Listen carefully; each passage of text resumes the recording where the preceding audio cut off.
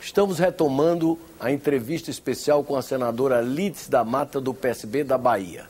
Senadora, e suas bandeiras de luta como senadora da República? Quais são suas prioridades nesse mandato? A primeira delas é defender o meu estado, a Bahia, a federação, porque essa é a nossa atribuição. Mas eu pretendo, sem dúvida nenhuma, trazer para o Senado aquelas bandeiras com as quais trabalhei ao longo de todos os meus mandatos e a minha vida pública.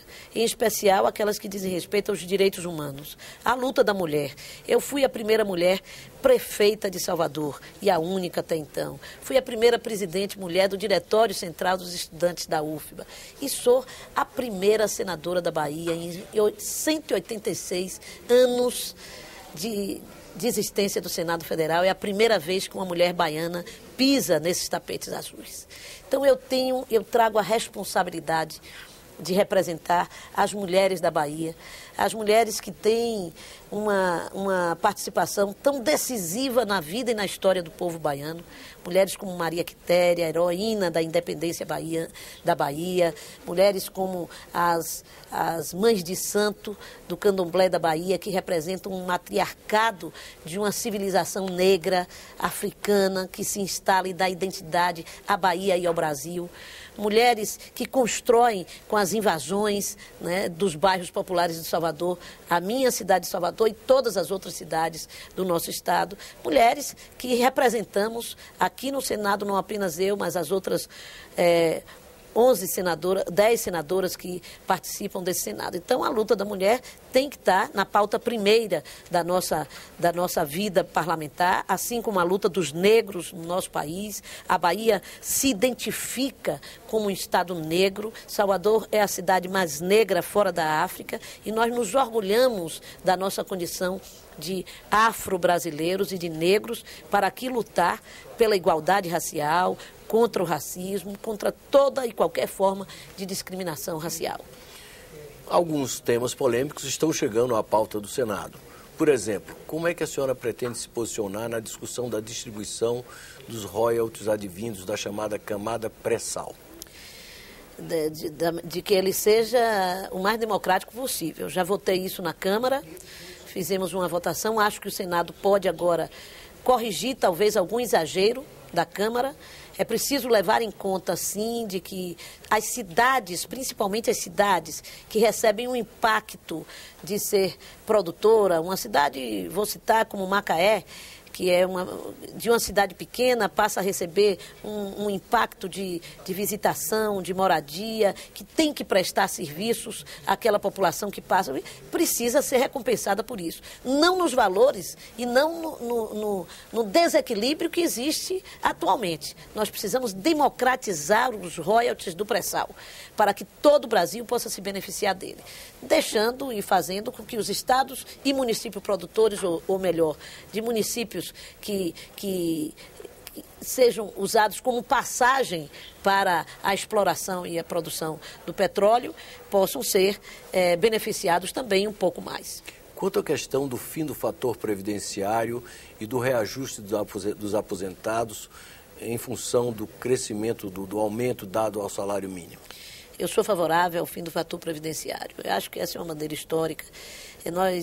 Nós precisamos pensar profundamente a previdência pública no Brasil. Claro que não é só reivindicar, nós precisamos repensar o financiamento da previdência, até porque a nossa população começa a envelhecer mais, graças a Deus. Começa a ter mais possibilidade de vida, a ser mais velha e precisa ter na sua velhice também as garantias da vida digna que construiu como trabalhador. Então nós precisamos nos voltar para essa população que envelhece no Brasil e que precisa de políticas públicas urgentes. E quanto à reforma do Código Florestal? Acho que o Senado precisará modificá-lo.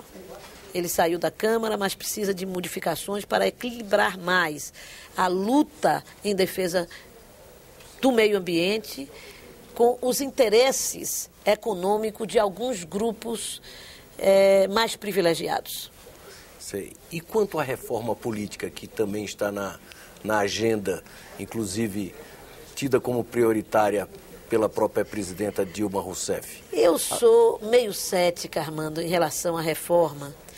Eu desejo que ela venha, eu acho que nós falamos tanta reforma, mostrando que o Brasil precisa de uma revolução democrática, mais do que uma reforma, né? Não tratemos de uma revolução armada, mas é uma revolução democrática das instituições deste país.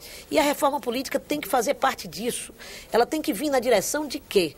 De fazer com que, primeiro, o pensamento minoritário possa ter espaço de se representar. A reforma precisa preservar o espaço das minorias, da representação das minorias. Depois, ele precisa preservar o espaço do cidadão comum, de qualquer cidadão, poder chegar a ser representante do povo. E, para isso, ter normas que possam coibir o uso do poder econômico.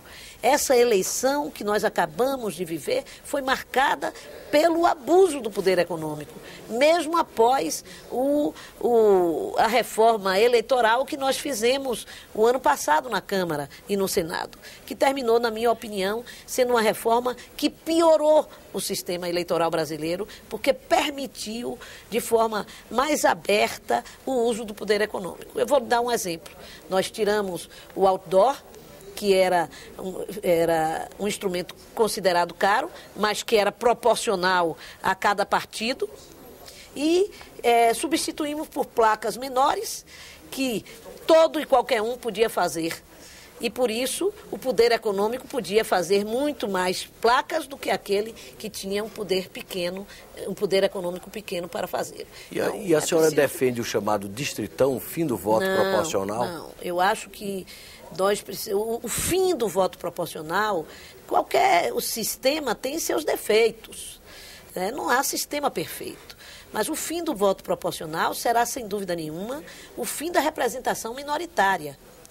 Nós precisamos, se chegarmos ao voto distrital, a um voto distrital misto, que possa garantir, como existe no Japão e em alguns outros países do mundo, que nós possamos garantir, de um lado, o valor do território, porque o voto majoritário, o voto distrital é um voto que privilegia a representação territorial, que é necessário. O eleitor quer ver o deputado da terra ou o deputado que ele conhece, que ele pode fiscalizar mais de perto, porque é do seu distrito, porque está mais perto dele. Mas é preciso também garantir o voto da representação do pensamento, da representação minoritária. Então, eu não sou a favor do voto distrital puro. Eu acho que se nós mudarmos do sistema de voto, nós precisaríamos de um voto distrital misto que garantisse as duas formas de representação ao povo brasileiro. Senador, nós vamos estar aqui pela TV Senado acompanhando de perto todos esses debates que estão chegando à pauta do Senado, vindos lá da Câmara, e vamos ter oportunidade, então, de conversar bastante sobre esses temas com a senhora. Muito obrigado pela entrevista. Obrigada a você. Nós acabamos de assistir uma entrevista com a senadora Lídice da Mata, na série especial que a TV Senado vem fazendo com as senadoras e senadores eleitos em outubro de 2010. Até um próximo programa.